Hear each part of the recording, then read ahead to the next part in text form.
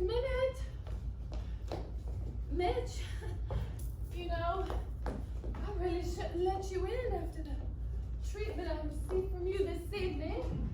So, utterly uncavalier.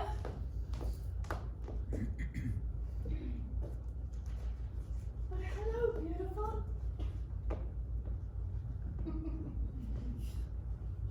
My. What a cold shoulder. And such uncouth apparel. Why, you haven't even shaved.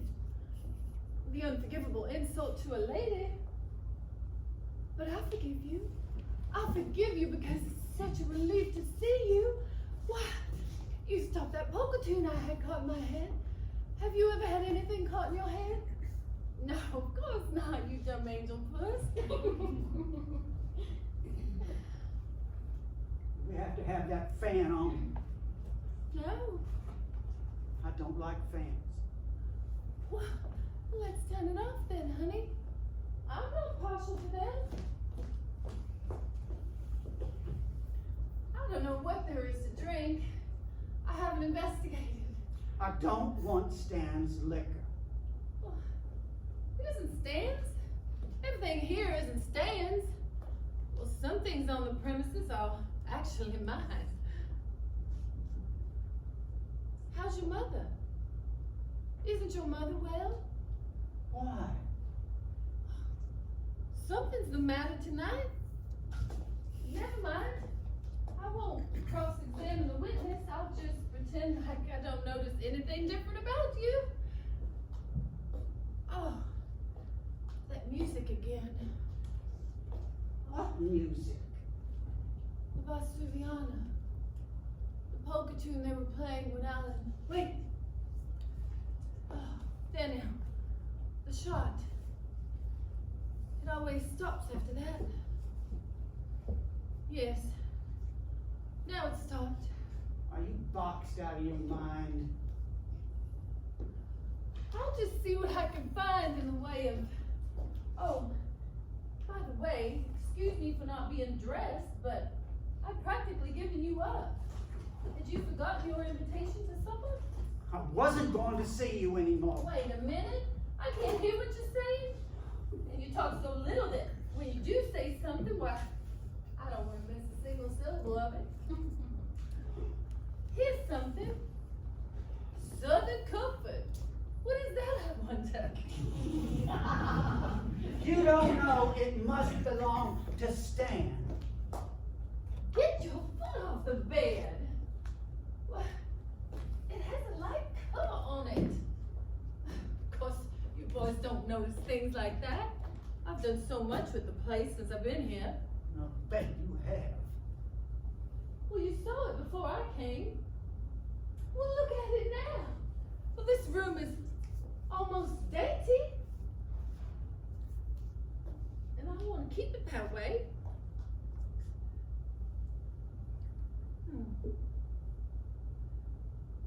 Oh, I wonder if this stuff ought to be mixed with something. Oh, it's sweet. It's so sweet. It's terribly, terribly sweet. Why, it's a liqueur, I believe. Yes, that's what it is. A liqueur. Oh, I'm afraid you won't like it, but try it. Maybe you will. I told you already, I don't want none of his liquor, and I mean it. You ought to lay off his liquor. He says you've been lapping it up all summer like a wild cat. Well, what a fantastic statement. Well, fantastic of him to make it, and fantastic of you to repeat it. Well, I'm not descend to the level of such cheap accusations to answer them even. What's on your mind? I see something in your eyes. It's dark in here. I like the dark. The dark is comforting to me. I've never seen you in the light. That's a fact. Is it? I've never seen you in the afternoon. Well, Mitch, you're at the plant in the afternoon. That Sunday afternoon. I ask you to go out on Sunday sometimes, and you always make an excuse. You never want to go out till after 6. And it's always someplace that's not lighted much. Well, there's some obscure meaning in this, but I failed to catch it. What it means is, I've never had a real good look at you, Blanche. Let's turn the light on here. Light? Which light? Well, what for? This one with the paper thing on it. What did you do that for? So I could take a look at you, good and plain. Well, surely you don't mean to be insulting. No, just realistic. I don't want realism. I want magic. Yes, yes, magic. Why, I try to give that to people. Oh, I misrepresent things to them, and I don't tell the truth. I tell what ought to be true. And if that is sinful, well, let me be damned for it, but don't turn the light on.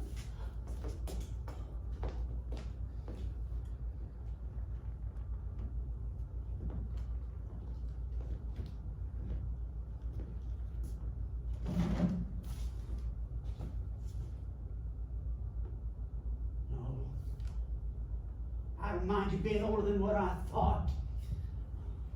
But all the rest of it, Christ. All that pitch about your old-fashioned ideals and all that malarkey you've been dishing out all summer.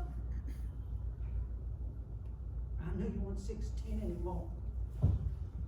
But I was a fool enough to believe you were straight.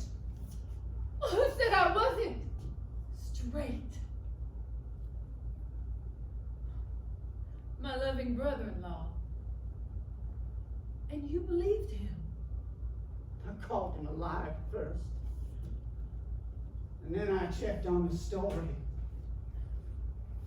First I talked to our supply man who travels through Laura. And then I talked directly over long distance to this merchant. Who is this merchant? Keyfather. The merchant Keyfather of Laurel.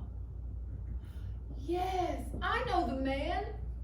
Well, he whistled at me and I put him in his place. Now for revenge, he's making up stories about me. 3 people. Keyfather, Stanley, and Shaw swore to them. Oh, rub-a-dub-dub. 3 men in a tub.